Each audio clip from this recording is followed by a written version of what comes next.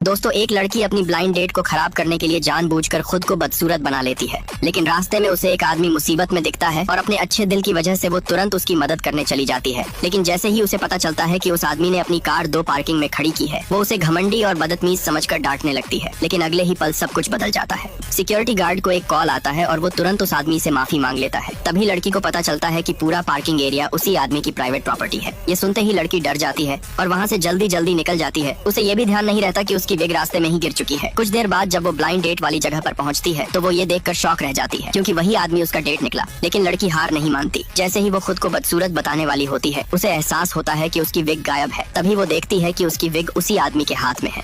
अब लड़की तुरंत नया प्लान बनाती है। वो घमंड से कहती है कि आदमी जरूर उसे पसंद करता है और फिर नाटक करती है कि उसे एक गंभीर बीमारी है और उसके पास सिर्फ कुछ ही दिन बचे हैं ताकि वो वहाँ से निकल सके। लेकिन कहानी यही खत्म नहीं होती। कुछ ही समय बाद उसकी कंपनी में एक नया सीईओ आता है और सारी लड़कियां उसे देखते ही उस पर फिदा हो जाती हैं। जिज्ञासा में लड़की भी उसे देखने जाती है, लेकिन जैसे ही वो उसे देखती है उसके होश उड़ जाते हैं, क्योंकि वो वही आदमी होता है। लड़की तुरंत छुपने की कोशिश करती है, लेकिन आदमी उसे देख लेता है और उसे अपने ऑफिस में ले जाता है। लड़की बहुत डर जाती है। उसे लगता है कि अब वो उससे बदला लेगा, लेकिन अगले ही पल जो होता है वो और भी शॉकिंग होता है। वो उसे मैनेजर बना देता है और उससे शादी करने के लिए कहता है। अब क्या लड़की सच बताएगी या फिर झूठ में ही फंसती चली जाएगी? Subscribe for next part.